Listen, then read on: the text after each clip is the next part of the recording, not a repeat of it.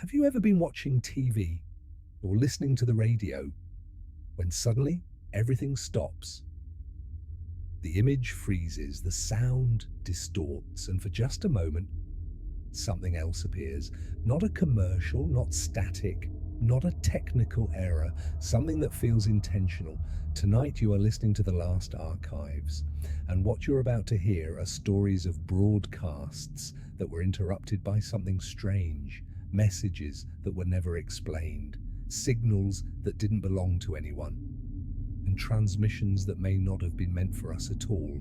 Some people believe these were hoaxes, others say they were accidents, but those who witnessed them, they describe the same feeling. A sudden fear, a pressure in the chest, and the strong sense that something was watching back. Listen carefully, and whatever you do, don't assume you're alone. In 1987, during a normal television broadcast, something happened that still has no official explanation. Viewers were watching a routine program, nothing unusual, nothing special. Then, without warning, the broadcast was interrupted. The screen turned black. A loud, distorted humming sound filled the air. And then a figure appeared, a human-like shape, wearing what looked like a mask. The face was stiff, unmoving, expressionless. Behind the figure, abstract shapes shifted slowly. The audio was worse than the image. Metallic noises, broken words, low, unnatural tones. Then a voice emerged, not shouting, not whispering, just speaking. The message made no sense at first. Fragments of sentences, disconnected phrases. You are not alone. We are watching. This is your last chance. The transmission lasted less than 2 minutes. Then suddenly, everything returned to normal. No explanation, no warning, no apology from the station. Officials later claimed it was a signal hijacking, a prank, a technical breach. But there was one problem. No one ever claimed responsibility. No equipment was found, and the signal itself did not match any known broadcast frequency. Engineers who analyzed the footage said something disturbing. The signal wasn't breaking in. It was already there, waiting.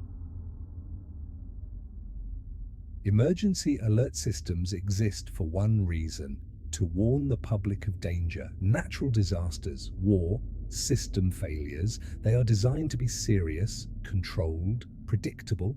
But one night, an alert was triggered that didn't follow any rules. It began normally, a loud tone, a robotic voice.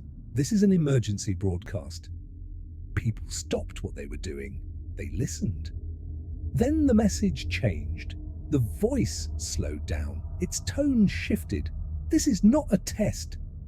So far, everything seemed normal, but then it said, remain indoors, lock all doors, do not look outside. That wasn't part of any official protocol. Viewers felt uneasy, but they kept watching. The message continued. If you see something that looks like a person, do not respond. Phones started ringing. Social media exploded. People were receiving the same alert on multiple devices, televisions, radios, even digital billboards. Then the screen showed an image, a dark street, poorly lit, empty, except for one thing, a tall figure standing under a streetlight. It wasn't moving. The alert repeated again. Do not approach, do not acknowledge. And then the most unsettling line of all, it can hear you. The transmission lasted exactly 7 minutes. When it ended, officials denied everything. They said no such alert had been issued, no system had been activated, but thousands of people had seen it, recorded it, saved it. And even today, no one can explain how a message reached every emergency channel at once without leaving a trace. Late at night, radio signals behave strangely. Frequencies overlap. Voices bleed through. Static becomes alive. Truck drivers know this well. One driver, traveling alone on an empty highway, reported something unusual. It was past 2 a.m. He was scanning radio stations to stay awake. Music, static, silence. Then he heard a voice. At first, he thought it was another driver, but the voice didn't respond. It spoke slowly, calmly, reading numbers, coordinates, dates, names. The driver tried to change the channel. The voice followed. No matter where he tuned, it stayed. Then it said his name, exactly as it appears on his license. His hands tightened on the wheel. His heart began to race.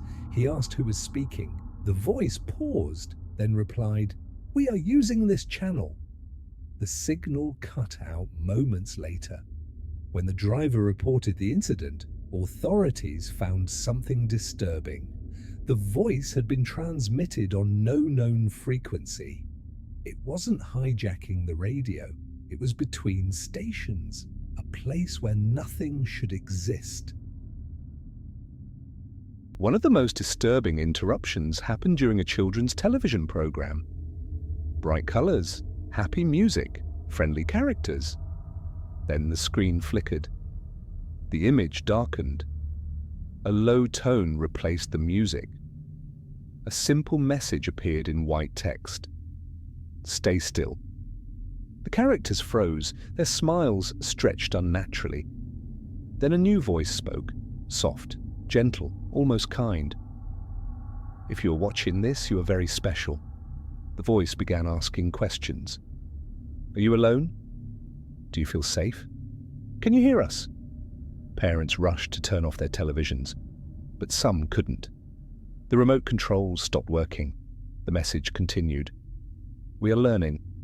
Images flashed briefly. Empty rooms, hallways, doors slightly open. Then one final sentence. "Thank you for helping us see." The broadcast ended. The network blamed a corrupted feed, but psychologists later noted something strange. Children who watched the interruption reported the same dream, standing in a dark room, being watched, and a voice saying, "We remember you." So what causes these interruptions? Some believe they are human experiments, secret technology tests, psychological warfare. Others suggest something more disturbing, that we are not alone in the signal, that consciousness itself can leak through frequencies, that thoughts, intentions, or something else can travel through transmission lines. Radio waves don't just carry sound, they carry patterns, and patterns can be learned. Maybe these interruptions aren't invasions, maybe they're responses, attempts to communicate, or, worse, attempts to observe. Every interrupted transmission shares the same traits: direct language, awareness of the viewer, and one clear message: you are being noticed. The next time your screen freezes or your radio crackles unexpectedly, pay attention, listen closely, because static is never truly empty, and silence is never just silence. This archive remains open, and somewhere between signals, something is still broadcasting. You've been listening to The Last Archives, and now the question is, were these transmissions interrupted or were they finally answered?